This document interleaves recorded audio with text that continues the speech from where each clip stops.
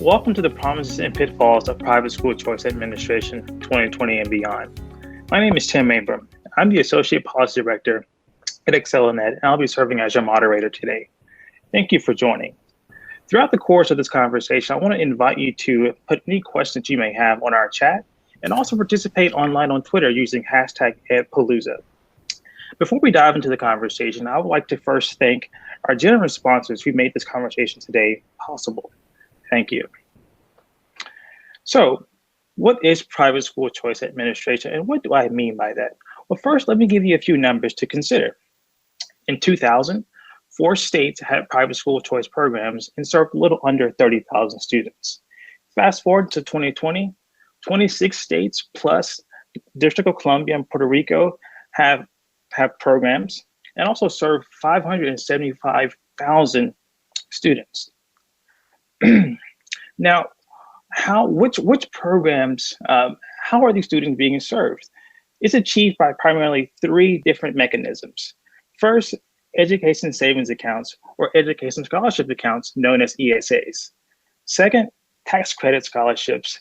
And third, vouchers. I'll provide you a brief overview of each of those policy mechanisms. So first, education savings accounts or ESAs.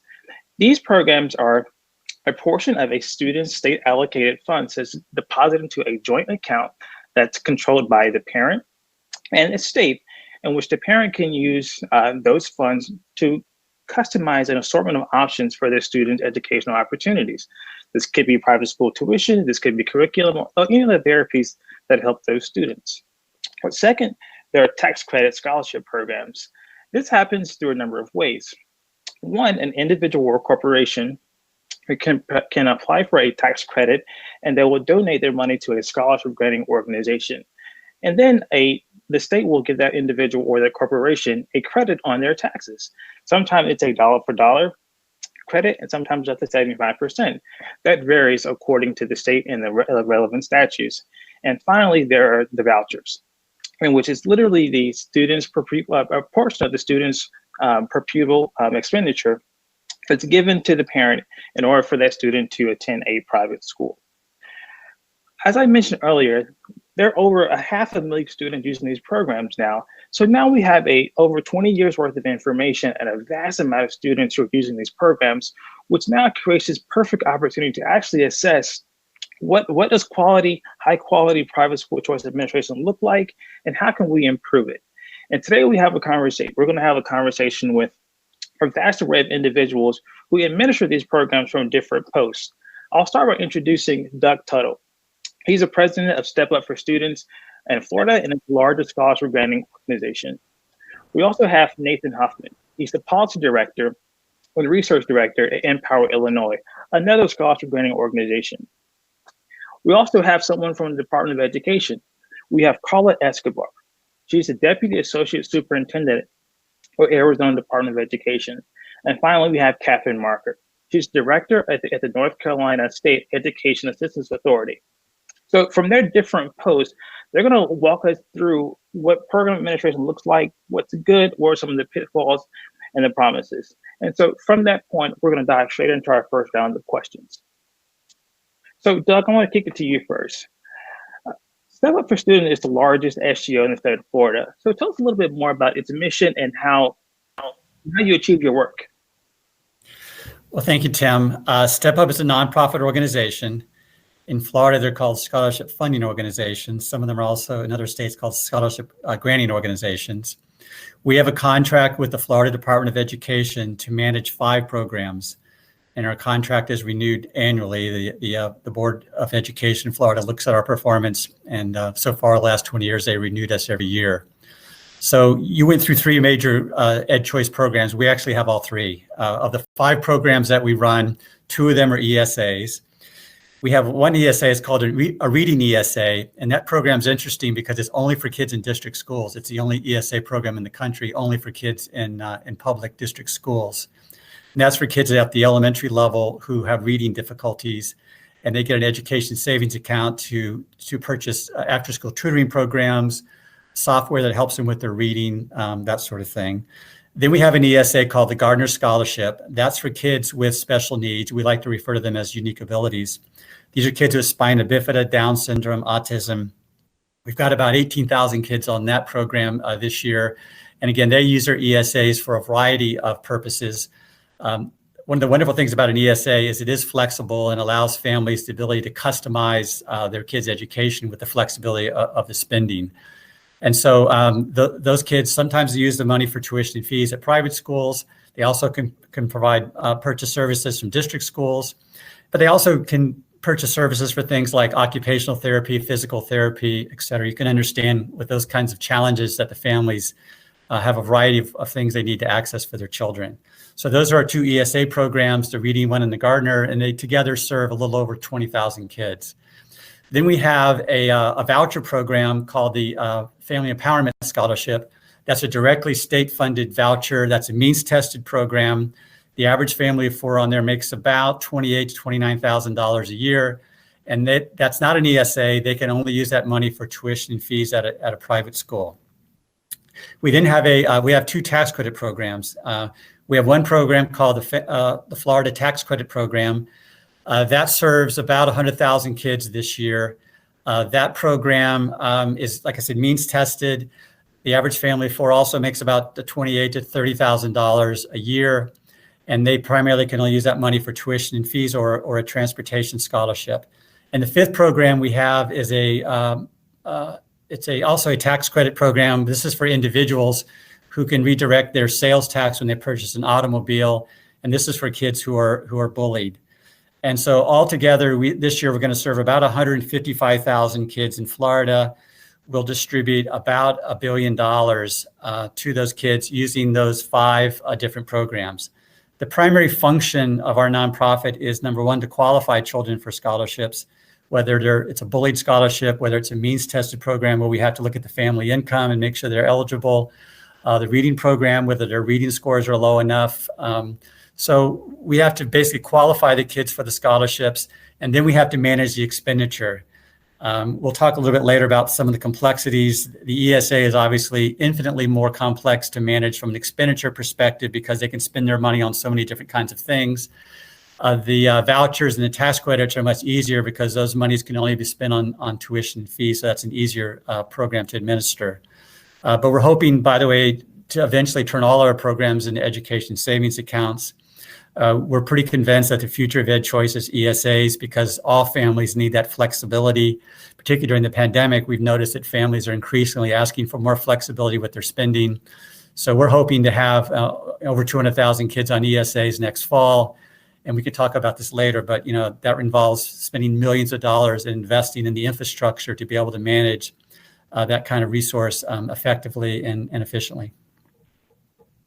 Thank you, Doug. And I appreciate you mentioning that fact that you administer multiple kinds of programs. So, Kathryn, I know at the North Carolina State Education Systems Authority, you administer both ESAs and vouchers. So does the inclusion of both programs, particularly at a state level agency, does that complicate your work? And if so, how? Right. North Carolina has had two voucher programs since 2014. One is a means-tested program, and one is for students with disabilities. And then in 2018, we added another program for students with disabilities, which is the ESA. And it makes sense in a lot of ways that they all be administered, obviously, at the same agency. We're dealing with the same students. North Carolina, in fact, allows students to receive more than one award if they're eligible for more than one. So it's the same student possibly receiving funds from 2 or 3 different programs, and it's the same schools who are then, receiving the funds for those students. So there's a logic in making sure that all parties work together smoothly and processes are as easy for parents to manage and navigate as possible.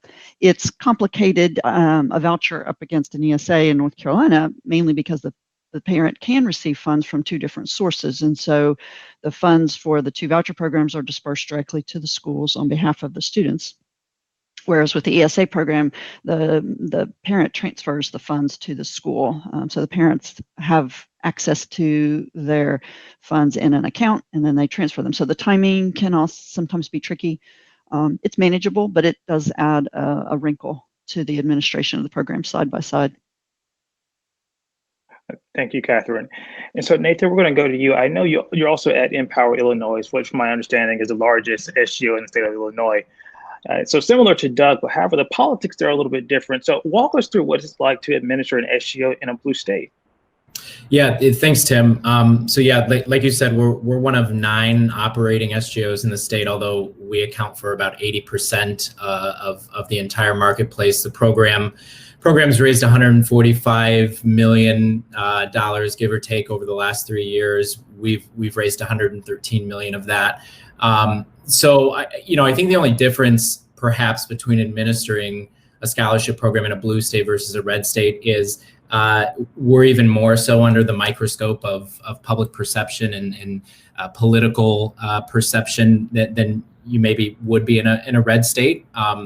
And what that's translated for us is we've put an intense focus on the operations side of our organization. We've got 3 main stakeholder groups that we serve through the tax credit, donors, schools, and families. And we actually, up until earlier this year, had a strong relationship, direct partnership with Doug's organization, Step Up, to provide our customer service capabilities. And then we were able to bring those in-house this year. We've built out some proprietary technology that really allows our scholarship operations to be almost self-sustaining from that standpoint.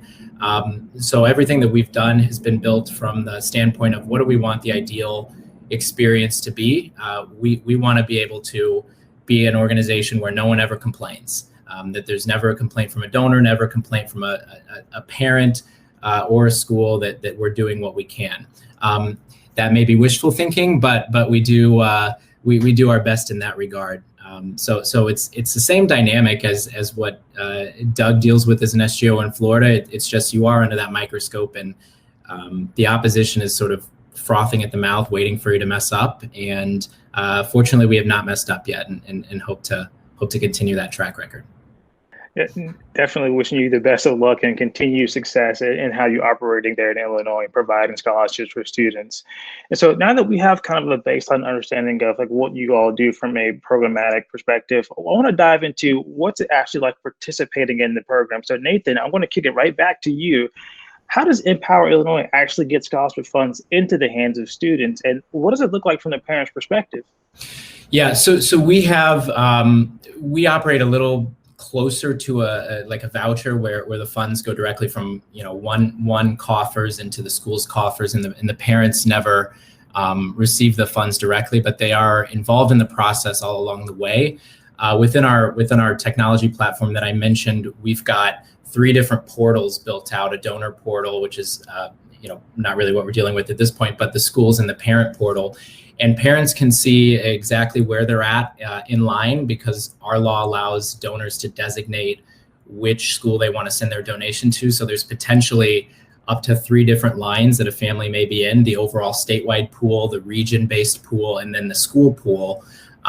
So you could be a student that's like number 50 on the overall pool, but you happen to apply to a school where 30 of the 49 kids in front of you also applied to that school, and there's only enough money for 15, at which point you might not receive a scholarship that year. So we try to be fully transparent in that process, so parents can see again how much money is at the school, how much of those funds have already been obligated for other scholarships, their place in line, any additional information that we may need from them, like income verification forms and things of that nature. We have made changes to our process along the way. Last year, we noticed through the first 2 years of the program that because we operate on a first-come, first-served system and not a lottery-based system, families who may have faster internet connection speeds or might have parents that are not working at 6 p.m. when we open the reservation, are maybe able to click that form faster and get a higher place in line. So we actually last year made a change, allowed all families who wanted to get in line for a reservation to fill out their full reservation form up to an hour ahead of time. All their information would be saved. They could come back right at 6 p.m. When we officially open the reservation pool, and just click the button and get in line. We think that that's added some equity to the process, particularly for those families who don't have as strong of an internet connection speed. So again, I would just say, parents are involved all along the way. They don't necessarily see the direct dollars, but they're top of mind in everything that we do. Thank you, Nathan. Because that parent perspective, and it's so very important, because if the program isn't really accessible, how can you actually make that impact on students that you wish to have? On the other end of this administration issue are also schools themselves. So Kathryn, we're going to go to you. How do schools opt to participate in North Carolina's Opportunity Scholarship Program? Are there any particular kind of criteria that they have to hit, or how does that work? So in North Carolina, there are several state agencies that are involved in this process. We are a state agency, but we're not the Department of Education, and we're not the division that actually oversees private and homeschools. So our agency works with financial aid, and so we're handling this from a financial aid perspective. We're helping little kids instead of college students. So in North Carolina, a school first has to register with that agency that oversees private schools. It's a process that any school, absent our scholarship programs, would have to do in order to legally operate as a private school in North Carolina. So once a school has done that, then they turn to our agency, and they have to then register to participate in the programs. And there are several steps. The highest decision-making authority has to provide a background check. The school has to sign a participation agreement, in effect agreeing to a number of things. And so once a school is participating with us, then they're able to take the funds from us on behalf of the students. And we do find ourselves working closely with the schools, where the schools are required to submit test scores on behalf of the students. The schools once a year have to submit their official tuition and fee schedule. And so we develop a relationship with the schools and try to work with them so that they, on the ground with the families, can help the families navigate the program.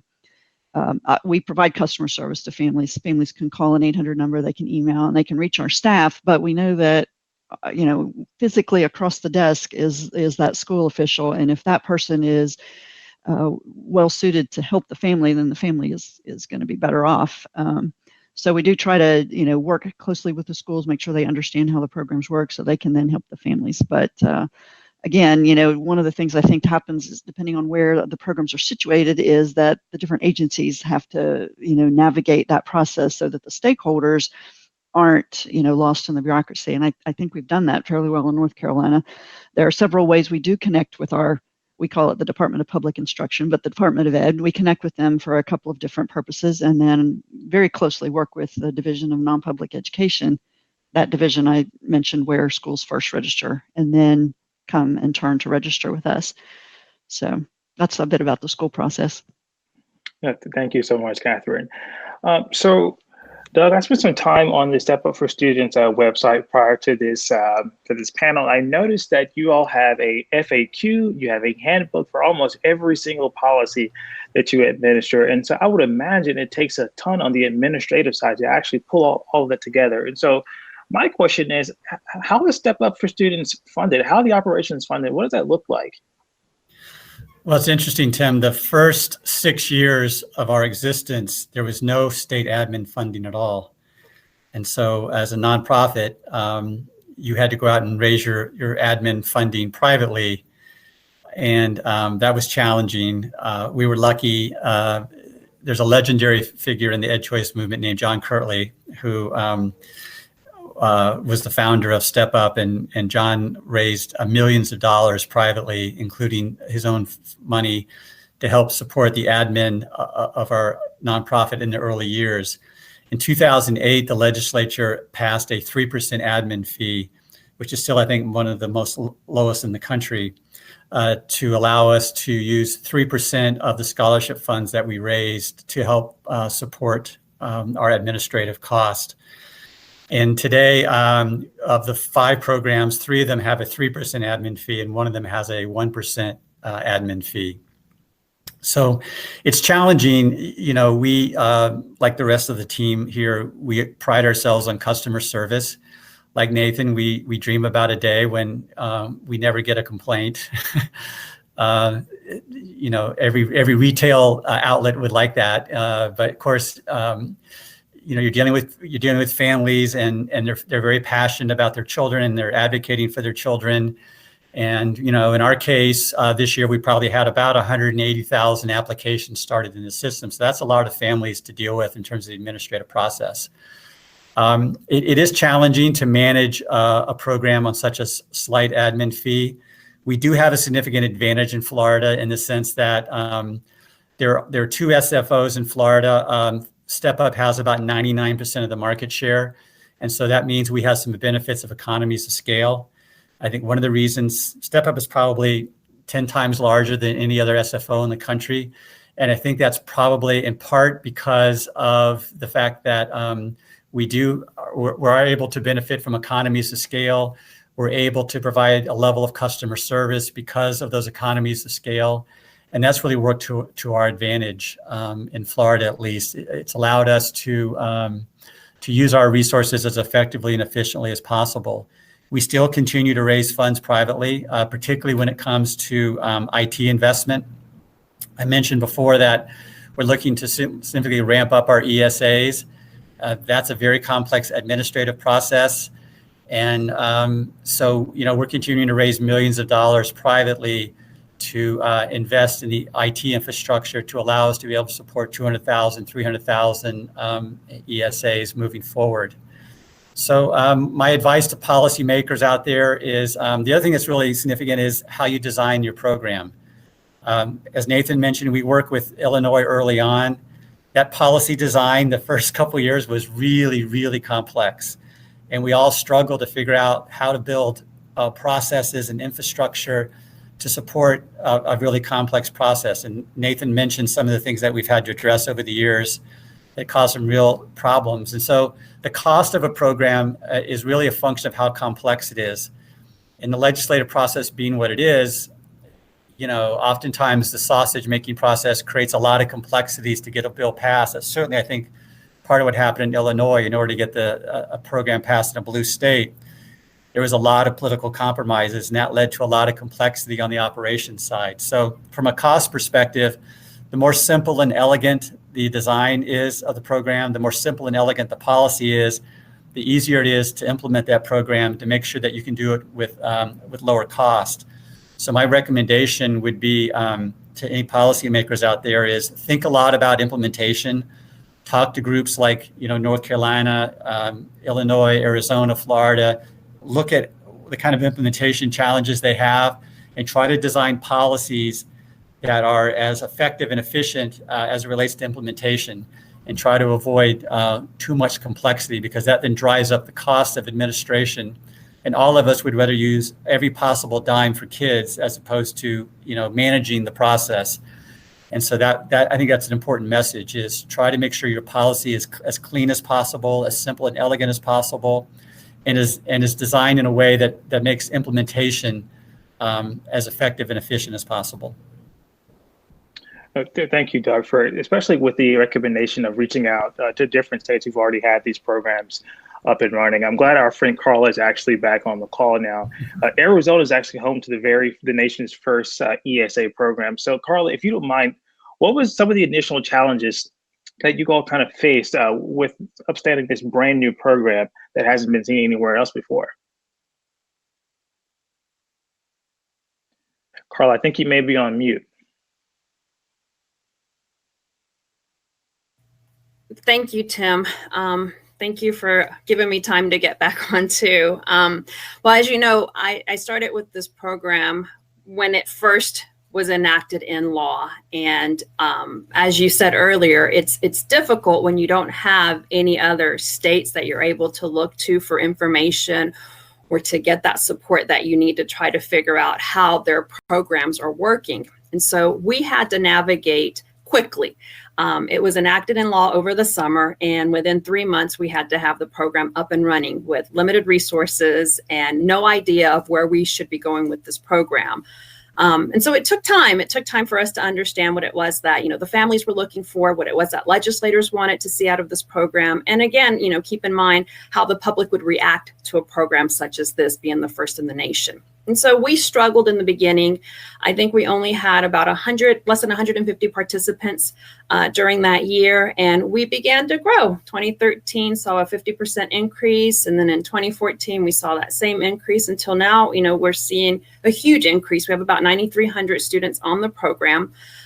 We've been able to, get through some hurdles. We've been able to understand what the legislators are looking for, what this program means to families. And we've just been able to kind of, act with Florida and Illinois and North Carolina and try to understand how their programs are working to see how we can get our programs to better fit families' needs as well. Thank you, Karla. I imagine creating a new program, like I said, without any models out there is it's very difficult, as you kind of mentioned, but it's also a point of a pride that it's able to succeed and actually even grow in the subsequent years. And so I actually want to come back to you. Everyone else got their second round question, so we wanted to go ahead and give you yours as well.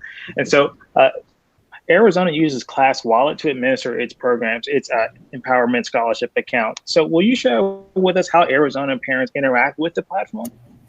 So we'll step it back a little bit. We currently have two banking systems that we work with. One is Bank of America that uses the debit cards in place right now. And the one that we have moved to is the Class Wallet platform. It's been difficult for us because we have families that are so accustomed to using the card so freely, and now we're coming into more of a confined wall space within Class Wallet, which offers limited vendors. It offers limited providers, and so we were kind of tasked with running around trying to get schools signed up first, which is how we wanted to tackle it. We wanted to see how it would look if we were able to provide a list over to Class Wallet and let them begin, looking for these schools and making contact with the schools and kind of selling their platform to the schools, which worked really well. We have quite a bit of schools, over 400 schools on the platform currently.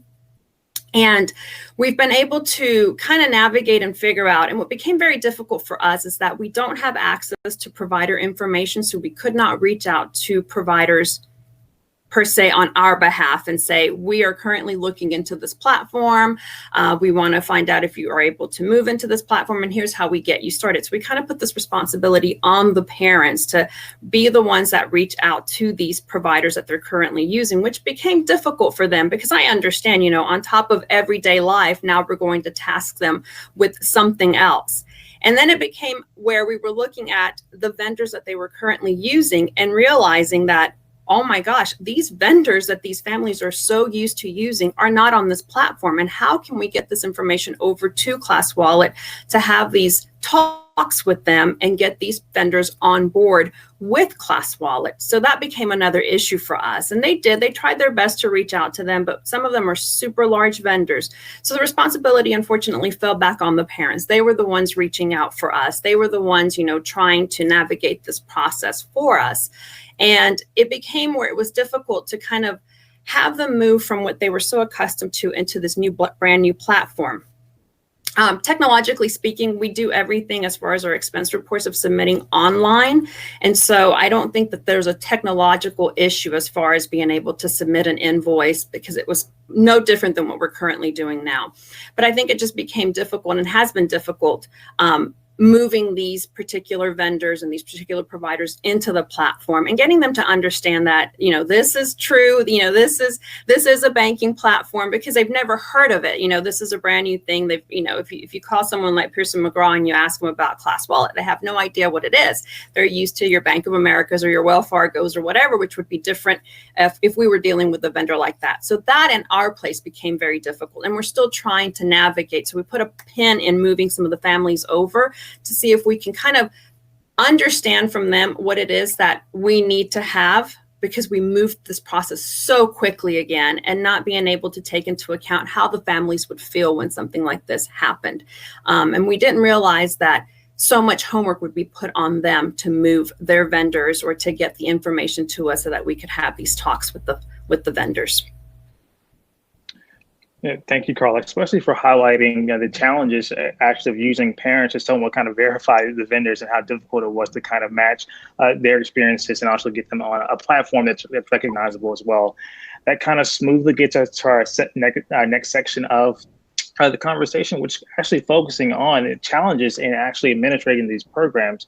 So, Kathryn, I'm going to come to you. So, are there differences in administrating a voucher as opposed to an ESA? And is one more difficult than the other in your capacity? Well, I completely agree with Doug when he says that the ESA is just much more expensive to administer. It does offer the flexibility to the families. And I would say that in North Carolina, I feel like we have threaded the needle. We started by not issuing debit cards. So that was originally written in the legislation. We went back and said, we think we can offer families the flexibility they need and that you legislators want them to have, but we're going to offer it through an electronic account, a debit account that they will access and transfer funds. And we're using Class Wallet like Karla mentioned in Arizona. But because the families never started with a debit card, there wasn't the pushback. There was a little, but honestly not much. It has worked fairly well, and it's much more secure for the state. And I don't think the families are disadvantaged. But again, it's easier since they started that way and didn't have another experience prior. So I think the main difficulty in North Carolina with the voucher program side by side is the fact that North Carolina offers one program for students with disabilities that runs as a voucher program, and then families are able to seek reimbursement in statute. They make a purchase and they're able to return receipts and be reimbursed. So that's one program. Then next to it is the ESA, which again offers tuition and fees and other expenses, but the money flows differently. And so having these two programs for the same students side by side, but yet functioning differently, is inefficient for the state, and it's complicated for the families. And keep in mind, as I said before, North Carolina allows families to have more than one program. So there are about 2/3 of the families in that ESA program in North Carolina that I mentioned, about 2/3 of the 310 or so also have the other program. So here's this family who's navigating their private school experience, they're navigating a disability, whatever that journey looks like for their student, and they have to navigate two different scholarship programs with different timelines. And we have made them parallel as much as possible. We developed a crosswalk early on so that as much as could be the same is the same, in terms of from the family perspective. But there was only so much we can do. There are two different programs, and by statute, they run differently. So I think for the families, that's a disadvantage, and it's inefficient, I think, for the state. And I'm like Doug, why would the state want to spend any more money than it has to on administration? It should go to the students. And we have a couple of ideas on how to fix that in North Carolina. We're talking about merging the two programs for an ESA-like experience, because that reimbursement program that the other one offers, not good for families. Families don't have money to put out in September and wait until January to be reimbursed. And so that would go away. And, hopefully that'll happen in a way that suits the families and streamlines it for operations, which would be a benefit to the state. Definitely. Thank you so much, Kathryn. So we actually just got a really good question in the chat, and it's definitely another aspect of a challenge that I would imagine that many of you face. And so, Nathan, I'm going to punt it to you first. And so the question is from Kayla. She asked, how do you propose building trust in a population of parents that have had previous negative experiences within the public school system? That's a great question. It is one that we have continually dealt with and seen. I mean, I guess I would say first, I think the whole point of choice programs are to provide that alternative for families who have been poorly served in whatever school they previously attended. So I think with respect to most families who are moving over to these types of programs, there's going to be some mistrust there about the folks that they're dealing with at the school level and certainly with us as the SGO. So we do a lot of hand-holding in that with respect to that, and we view it as our first opportunity to provide a first impression, and you never get a second opportunity to sort of make your mark. And so when we deal with families, we try and give them, again, that best experience that they can have. Particularly what we've seen in the Black community in our state is there's actually a lot of questions around why our program doesn't serve more Black students. And there is, it's not maybe politically convenient, but it's a fact, which is, so our program serves around 19% of our scholarships go to African-American students, which is a larger percentage of students served through our program than they actually make up as a representation of the overall K-12 population in the state. But many politicians, I would argue this as well, that these types of programs should be serving statistically more African-American students in particular. And what we've noticed has been a challenge is, because our program is so heavily dominated by the Catholic schools, about 70% of the schools that participate with us are Catholic, there is not as strong of a connection in the Black community with the Catholic Church as there is in the Latino or Hispanic community, or within other communities and racial demographics, which means we have to approach that community from a different standpoint. We've looked at a lot, and we will be this next year, sort of going into Black churches, leveraging Black radio to try and get that message out, because there are a lot of folks that we talk to who do view this program through the, not only as disaffected parents from the public school system, but through the political lenses that they hear about within the national politics of this being sort of a conservative, wealthy, whatever you want to say, a program that doesn't serve them. And so we're trying to prove every day that, nope, we're here to serve you. And, this is the first time we're dealing with you. This is the first time you're dealing with us. Let's make it right from the start. So that's what I'd offer up.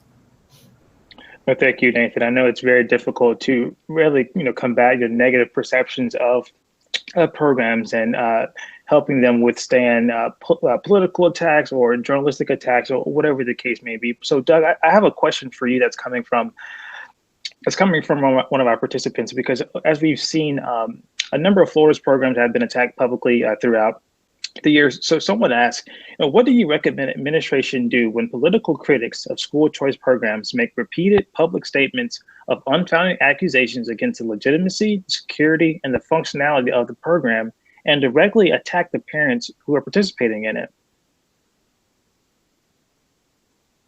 Tim, with your permission, I want to run through a couple of comments and then get to that question.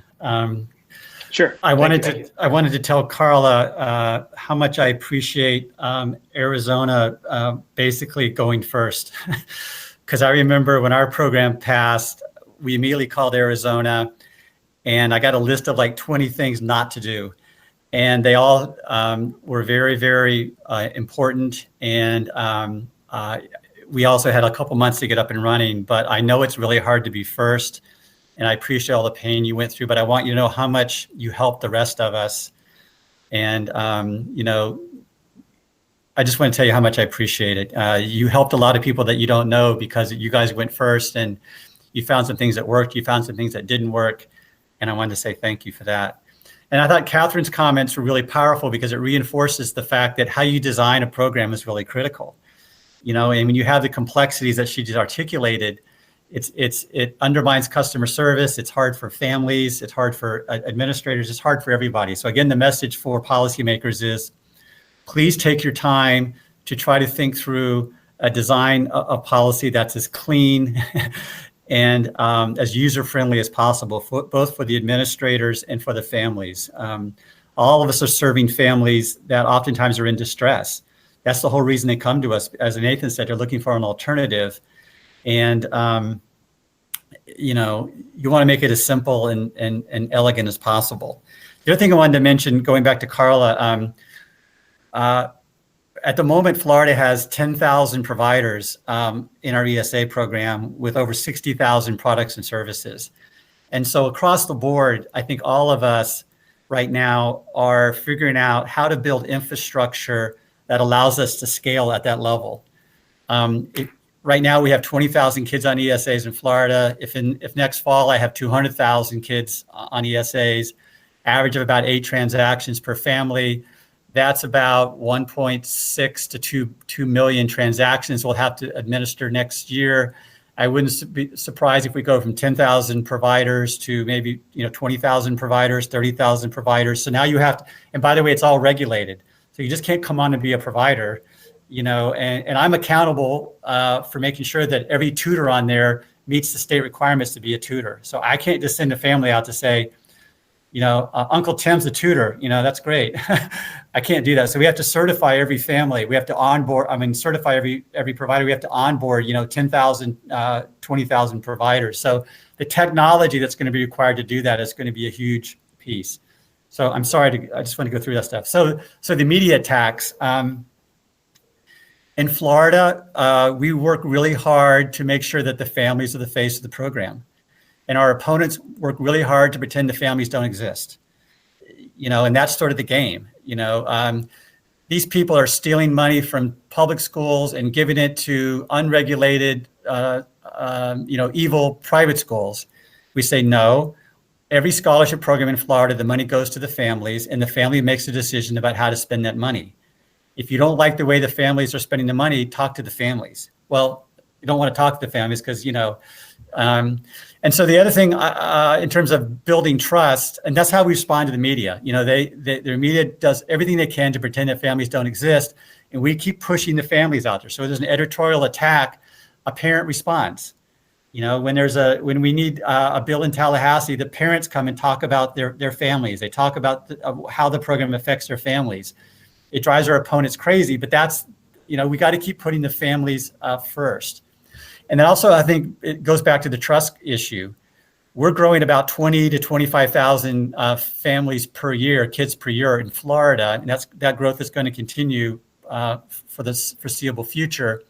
And that growth is really, I think, being driven by word of mouth. Families have a very positive experience. They're in distress when they come to us. They get on a scholarship. They get into an environment that they feel safe, that they feel cared for, that they feel like they got their children in a good situation. They're very grateful for that experience, and they tell other parents. And that's why, we're growing 20, 25,000 kids a year, because families are talking to other families and they're making this grow. The other thing that's interesting is the impact on small business development in Black, Latino, and very inner city communities. A lot of small schools that are growing in the local communities, being funded by low-income families that now have scholarships. I mentioned the ESAs have 10,000 providers. A lot of those are mom and pop tutoring operations. And I think as we grow ESAs, what you're going to find is that small business development is going to explode in a lot of these communities. And that's going to create a lot of political momentum. So you can have small business development. You have families who are fighting for their kids. And not to get overly political, but the Democratic Party in Florida is basically committing suicide. 75 to 80% of our families are families of color and low income that historically have been a major part of the Democratic Party. And the Democratic Party is turning their back on a lot of these families, and they're losing their votes. You can see what's happening in Florida politically. A lot of that is because of the choice movement and families that historically have been Democratic being attacked by the Democratic Party and Democratic officials. And by media that's affiliated with the Democratic Party, and they're voting for ed choice candidates in their local elections, which oftentimes are Republicans. And so I'm hoping that eventually there's more bipartisan support, because in Florida, at least, the Democratic Party is committing political suicide by alienating a huge part of their political base, which, as you've seen in recent elections, isn't working out in their best interest. No, thank you, Doug, for mentioning the political dynamic as well. It's obviously know that the policy making process can be very messy. And so I want to take us to the fourth round of our questions. And actually, let's say, for example, each of you are sitting in front of a legislator. What does that legislator need to know when it comes to program design? What will be the thing that you would say, lawmaker X, do this and not that, or consider this or not consider that? So Nathan, I'll start with you. What advice do you have for lawmakers considering new programs? Well, I would actually echo and pick up on what Doug has talked about throughout this conversation, and Tim and Kara and the rest of the ExcelinEd team. I've talked with you guys about this and sort of complained about it in some respects, which is, I guess I would say, don't overcomplicate the mission.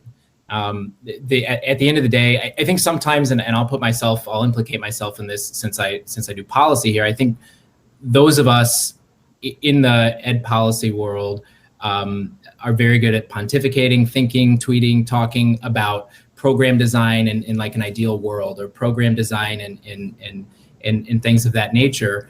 And then that translates many times into like very poorly written policies, like Illinois. I would never suggest to a state that they sort of copy and paste Illinois policy in their state, because it's really poorly written with many respects.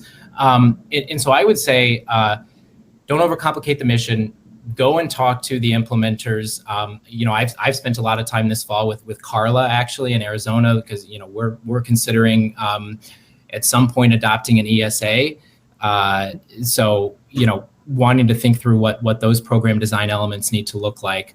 I'd also say pay attention to the role that technology can play. Doug's mentioned it. I know they have technology. We've got technology. It's been a tremendous help and benefit to us in being able to work through administering these scholarships. So I think if we could all maybe take a step back, realize, what's the most efficient and effective way of empowering more families to be able to decide how they spend their education dollars, and let's go do that. And if we can achieve that mission, all of the minutia of the details and all that stuff are almost second nature in many respects. So I will continue to preach my don't overcomplicate the mission speech. So don't copy Illinois, point number one, and make it as simple as possible. Kathryn, we'd definitely love your take on the topic as well. What advice would you give legislators considering new programs? Well, I will echo those things about not complicating matters. There are a few, for example, design elements in North Carolina's in each of the programs, but that make it inefficient for the agency. Therefore, it's a little more expensive to run, and it just makes it bureaucratic for the family. The family kind of, for a couple of things, has to tie themselves in knots in order to spend the money, and that's unfortunate, and it doesn't really buy anything. So that's kind of the other thing. Another topic that is important is accountability for the schools, or measurement and metrics for measuring success. But I think I would urge lawmakers to be strategic about that. So there are several things in the North Carolina statute that are there to provide accountability, but I'm not sure that they accomplish that purpose. And meanwhile, they're laborious and expensive. And to the extent they provide some sense of accountability, I don't think the value is there there'd be other ways to do it that would be easier and cheaper. So accountability is important, but I would urge people to be strategic about that and think about how that's going to play out in reality. I mentioned earlier about the importance of collaboration, and I'm not sure that needs to be designed in law, but it's something to keep in mind, because the agencies that all work together in the landscape of private schools, there needs to be coordination so that things are done efficiently, and families again don't suffer because of being bounced around, or schools having to go through too much bureaucracy to get what they need. So I would think strategic accountability, allowing the programs to be designed in a way for as little bureaucracy, and to reduce administrative expense. Those are important things. Thank you, Kathryn. Now, this next question it may come across as one that's creating conflict, but it's definitely not the meaning behind it, because each of you sits at a different place. So we know that Karla administers her program from a Department of Education. Nathan and Doug are at SGOs, and Kathryn's at a state agency that has a little bit of everything when it comes to administering the programs. And so, given that, if you're talking to a lawmaker, which agency or which individual, which entity should actually administer these programs? So we'll start with you, Karla. I guess it just depends where the money's coming from. Here at the Department of Education, it is taxpayer dollars that go to fund our program. And so we administer the program. And most recently, we were tasked with the State Board of Education was tasked with making rules for our program, which has helped us tremendously. I think that when we first set out this program back in 2011, 2012 with the limited statutes and trying to figure out what worked and what doesn't work, it became very difficult. And so now that the State Board of Education was able to put rules in place for us, it's helped. It's helped the families, it's helped us understand. And so I think, like, going back to your previous question about legislators and what we would say to them, for me, it would be important to make sure that we are listening to the families, because every single family that participates in this program comes from a totally different walk of life that maybe I'm not familiar with, or Nathan may not see it that way, or Doug, or Kathryn, or even you, Tim. So I think it's so important that families are absolutely vocal, that they absolutely get out there and make sure that they're heard, that just not to keep a closed mind on just one particular set. And another thing that I always want to talk about is, making sure that our children with disabilities, that their federal rights are still protected, that we don't have state laws crossing into federal laws that are not making sense. It's so important that we can make sure that they're still protected, that, they still have this umbrella underneath them, that if they wanted to file a complaint, that they're able to, if something's not being done correctly to cater their needs as a child with a disability, that continues to work for them. And I think that it's just important that legislators understand that federal IDA law that protects the children and not cross it over state boundaries that don't make sense for them. And so, like in our area, we struggle with one particular statute that says that students need to go back to the school they previously attended. So if we send a child back all the way to Yuma, which is clearly back in California, Arizona state lines, to go and have him evaluated, that just doesn't make sense when the federal law says that a child is protected in the district that they reside or the private school that houses that district. And so we do get those challenges from the public schools that say, well, your statute says that they're supposed to go to this place. And so it's kind of like, well, there is a federal law that says that they're really supposed to be here. And so I think that that's important too, is that parents continue to be vocal, that legislators understand that every parent comes from a different walk of life, and that, administrators such as us understand that as well and are open to understanding how a parent wants to educate their child.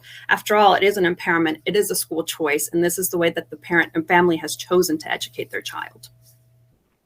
Oh, thank you so much, Karla. And so, Doug, I want to pivot to you because as we know that Step Up for Students is the largest SGO in the state of Florida, and you've mentioned the number of transactions that you're going to have to process in the upcoming year. So why or how is Step Up better situated to actually administer this program as opposed to maybe Florida DOE? Yeah, I've thought a lot about this, and I think government does some things really well. And I think nonprofits do some things really well. And I think we ought to focus on what each group does well and not get confused about roles. I look at the Florida legislature as my board of directors. They set the program up. They set the rules of engagement. The DOE is really a translator of that in terms of implementation. And then the DOE contracts with us to run the program. I think that's the most effective and efficient way. When I first started, we had 8 employees back in 2008 when I was president of Step Up. And last year, I think we were at 290 employees. And that's simply because of the pace of growth. And as a nonprofit, I have way more flexibility in terms of employment issues and my ability to go out and raise money and invest in technology. We're spending millions of dollars that we've raised for building the next generation of ESA platforms. I just think that implementation is difficult when you begin to ramp up in government. And I think government ought to play the role of setting the rules. Sort of the sports analogy, the government would be the analogy of the commissioner of the NFL, and maybe the commissioner of the NFL is responsible for the referees and making all the rules. But you also don't want the commissioner of the NFL owning one of the teams. The rules start to get complex there, and so I think using nonprofits and even a for-profit, it wouldn't matter to me as a contractor. I mean, Class Wallet obviously is a for-profit company. Using those contractors in ways in which they are most useful, and keeping government in its lane. I just think you're asking a lot on government officials to begin to ramp up these kind of programs, given the confines of of government. So anyway, it's worked really well for us in Florida, and I think that's part of the reason that we've been able to grow so dramatically is because we found the right balance between government oversight and giving implementers like Step Up the freedom and the flexibility to do our thing. Oh, wonderful. Thank you. Thank you so much, Doug. I think we'll be a little remiss to not mention that 2020 has been a very interesting, to say the least, year in education in terms of the pandemic shutting out millions of students from their classroom. And so I want to ask you, we're coming up on our last 4 minutes or so of the panel, but has the pandemic increased demands for your programs? And if so, how were you able to expand or respond to this new increased demand in your services? So we'll start with Nathan. Yeah, thanks, Tim. So I think at the start of the pandemic, we anticipated that demand would exponentially increase and the supply of donations, because of economic circumstances and things like that would decrease pretty drastically. We went through a process of amending our operating budget and some of our financial expectations for the year, cutting our expectations in half. What's actually occurred is we will be serving more students this year and perhaps having our second best year of donations of the 4 years thus far, surpassing last year. I think when I last looked, we had $55 million committed thus far, with still a month, the rest of this month to go. We were at 51 last year. So we are seeing growth on the donation side. Donors are stepping up in a lot of different ways. And so, but the demand is also there. We've seen families who maybe were receiving a 50% scholarship from us because their income was at a certain level that didn't qualify for them for a full scholarship, and they've, called into us or reached out to us and said, "Hey, I lost, have a situation change with my employment or my wages. Can I get 100% scholarship? What's the deal?" And we're bound by laws and different regulations that sort of tie our hands there, but we do anticipate that demand will continue to increase moving forward. Hey, Kathryn, have you seen a similar increase in demand in North Carolina? It's hard to tease out if the pandemic is causing an increase in demand, because the programs have grown each year. The Opportunity Scholarship in particular has grown each year. I mean, it's intended to grow. And so I would say that there was turmoil. There's turmoil because families' choices are different. So there were families who had scholarships, but we offered them a fall deferment. So because we knew of this turmoil, they might need time to consider their options. So there were families who couldn't use their scholarship who otherwise would have because of their situation. Either they, needed to be in person and the school wasn't offering it, or vice versa. But then there were also families that sought another option. So definitely there were families out there who needed a different option because of the pandemic, but there were also some who couldn't use their scholarship as well because of the pandemic. So I'm not sure I can say that it's a cause and effect there, but I just know there was a lot of turmoil with the choices that families wanted to make. And we've tried to accommodate them as best we can all through the fall, but it's been challenging. North Carolina also took some CARES funding, directed it to students who weren't otherwise being served, and we administered that funding. So there's been a lot going on, as with a lot of agencies with pandemic-related work. Thank you so much. I just figured, the pandemic has been such a defining feature, so we had to find some way to talk about it in this session. So I want to close right now. Thank you all for taking some time to talk, to tell everyone, lawmakers, policymakers, and those who are interested in the topic, about private school administration, some of the challenges and some of the promises that you all face, and particularly from your individual setting, whether that's a Department of Education or a scholarship grading organization, or even a dual entity as we have in North Carolina. So thank you all for joining us, and have a wonderful afternoon.